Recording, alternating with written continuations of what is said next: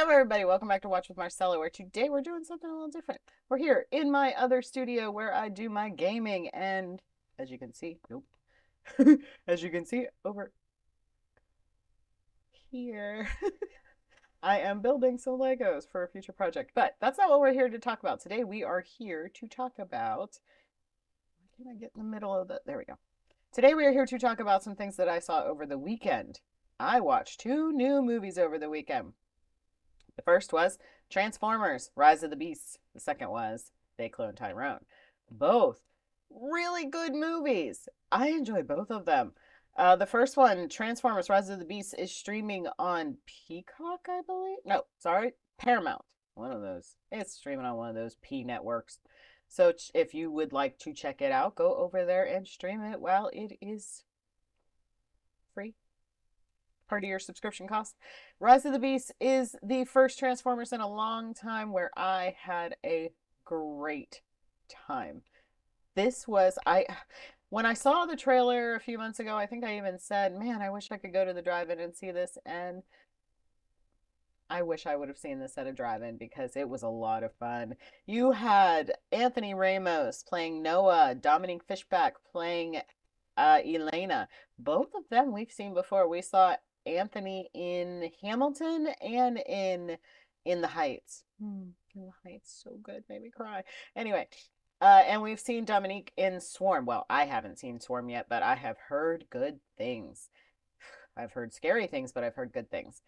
Both were amazing in this. I really enjoyed both of them. Dominique played Elena, the most real person in a action movie I've ever seen on film, period. Except, well, okay, except maybe when Steve Buscemi loses his shit towards the end of Armageddon. Because let's be honest, with everything that's going on, yep, you're going to go out wanting to ride a nuke, let's be honest. But there's one point where she's so scared, but she's in the plane, and the only way she can deal with it is she starts doing the waterfall dance from TLC and singing it. It's so funny. But this was really fun, and I enjoyed it so much. And Stephen Caple Jr. Was the director. He directed Creed 2. Good job, sir. Way to go. He also directed an episode of the animated Transformers series, so this was not his first go around with the Transformers.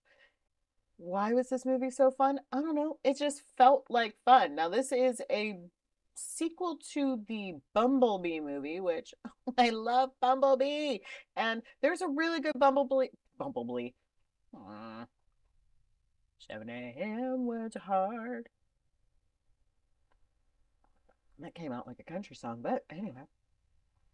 So there is a great Bumblebee storyline in this movie that is blown apart by the trailer if you saw it. So if you know, you know. Don't ruin it for anybody else. Because these are spoiler-free. This is a spoiler-free review for you. I'm just kind of giving you my thoughts on what I thought about it. The highlights of this film. This is gonna sound weird, guys, because you know I don't think I've ever openly dissed this person, but I'm not the biggest fan. But he kind of blew me away in this, and that would be Pete Davidson. He is hilarious in this as Mirage, the Transformer Mirage. He gives a lot of funny jokes, and there's one in particular about Mark Wahlberg that took me about 15 minutes for it to fully sink in. And then I think I scared my mom because I just started laughing out of nowhere. It was like, oh my God, that's funny, because I just didn't get it at the time. But then there also is Optimus Prime. That man is in his 80s and he is still doing the voice of Optimus Prime, and it's so good. It hits in such a nostalgic way every time he says Autobots. It's just so good. It's so fun. And then you've got Ron Perlman in this one as Optimus Primal, which in the trailer reaction, I thought he was recasted from Peter Cullen as Optimus Prime. I missed the part where they called him Primal. And in here you learn why his name is Optimus Primal. And it's so nice. And we've got Michelle Yeoh, and there's just so many good voices in here, including Peter Dinklage as the villain. Fun. He's got such a good voice, and I love me some Peter Dinklage.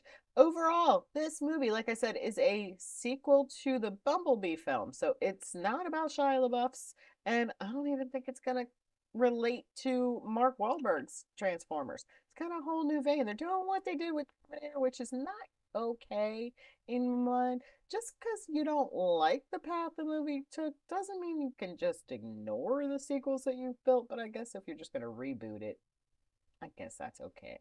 Instead of making sequels that ignore the previous installments. But I just think Transformers has gone so far now. I don't know what is what. I need somebody to put a Transformers timeline down below and explain what relates to what, who, to. I don't know, because Bumblebee just the same throughout, and I love Bumblebee. But that's all I'm gonna say about Transformers. Go check it out on Paramount. It's fun. You'll like it. You'll have a good time. Just just enjoy. And from what I understand, there's going to be two more. It's like a whole new franchise, a whole new sequel. So we've got more coming in. I'm glad because it was fun. It was a lot of fun. Although I don't know how I need to see the fallout. There was a very strange twist at the end of this movie. I'm not going to give it away. And I need to know how that's going to tie into future installments and future franchises. If you know, you know. Come over to Discord. I will start a whole new channel over there for Transformers Rise of the Beast, and we can talk about it in there. All right, let's move on to the next movie. Because it was quite the mind bender. They cloned Tyrone. 2023, currently airing on Netflix. The director, Jewel Taylor, starring John Boyega, Teyonah Parris, and Jamie Foxx. And a secret little late in the movie cameo from Kiefer Sutherland. I wouldn't even say cameo, he's a full on co star. It just doesn't come until later, and I'm not crazy about the accent he put on in this movie, but let's deal with it. For much of They Cloned Tyrone, I had no idea what was going on. So it starts off as this kind of interesting. Let's see. So it starts off with John Boyega just kind of driving along in a car with a little kid, doing some gang business or selling some drugs. I don't know what's going on. I really was confused. But one thing I did like right off the bat was the film texture of this movie is kind of, it's like 70s gritty drama, like a Pam Grier movie, but like really, really just the film stock itself had a filter over it, which was really neat. Enjoyed it, kind of put you in that time. Now, you have no idea what time, place, year. I don't know. I don't know. Like I said, for the first like hour of this movie, I was very confused and had no idea what was going on. But Fontaine is going around. He wants money. His friend shows up with a pizza box full of money, and I don't know why. I I was missing stuff left and right. Anyway, there's one huge thing I missed that was really funny at the end, but I liked it better that way in my mind. Headcanon from Marcella, I'll explain more later. So, overall, like I said, I didn't understand what was going on in the movie, but I kept picking up on certain little things. So, at one point, I noticed that they're driving along, the main characters, John Boyega, Tiana Paris plays Yo-Yo, and Jamie Foxx is Slick Charles. Was that his name? That is a silly name. And he was Pimp of the Year in such and such a year. And they're driving along in the car because they're trying to figure out what happens because at the very beginning of the movie, John Boyega is shot and he is schmurdered.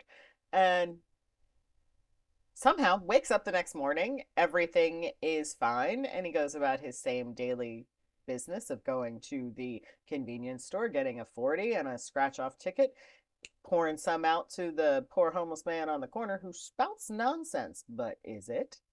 And then he just goes about his day, but he sees something weird down the street, which might be, he doesn't know what it is, but it's a little weird.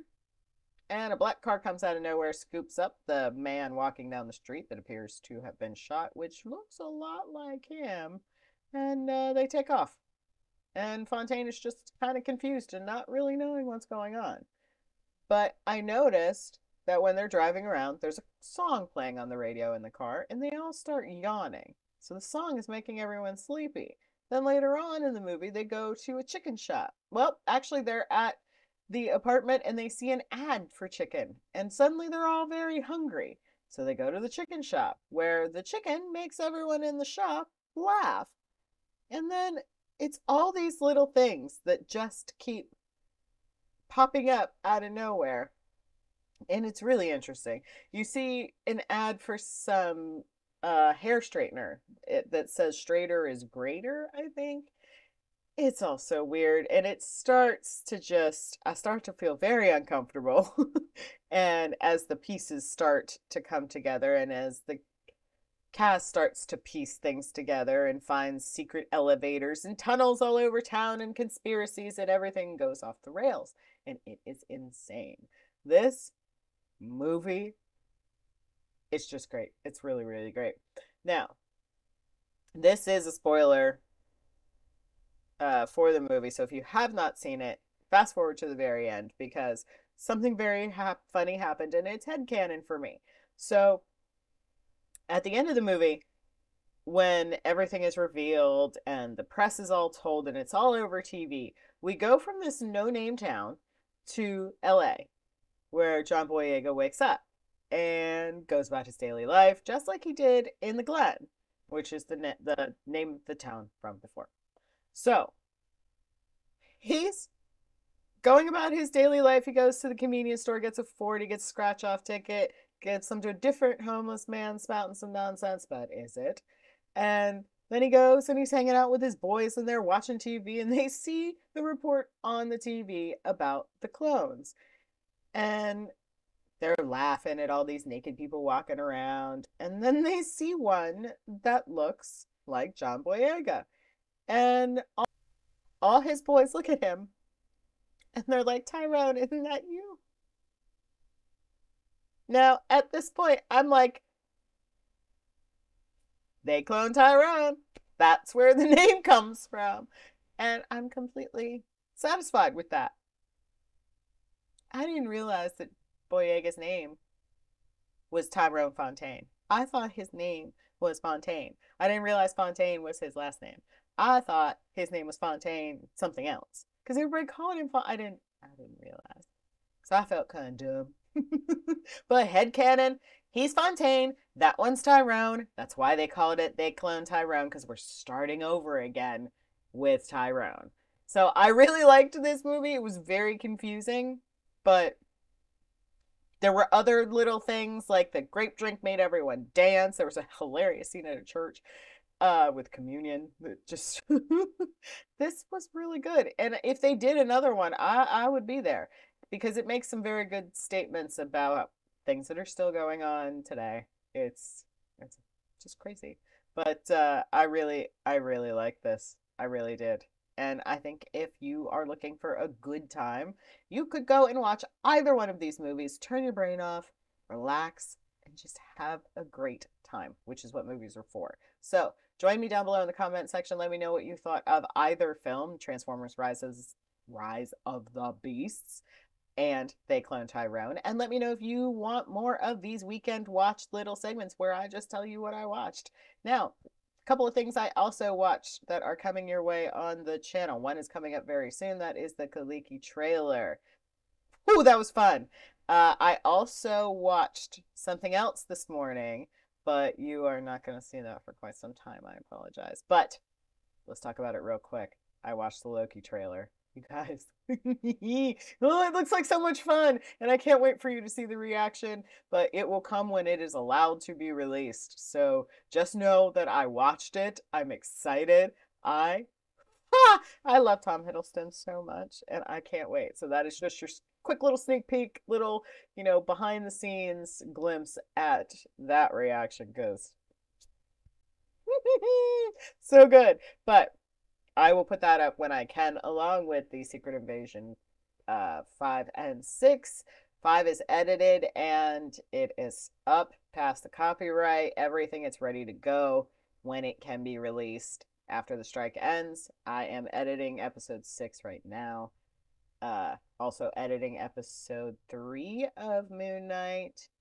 That is almost done, and Tales of the Jedi, Tales of the Jedi episode 2 is in the can and up past copyright, ready to go when it can be.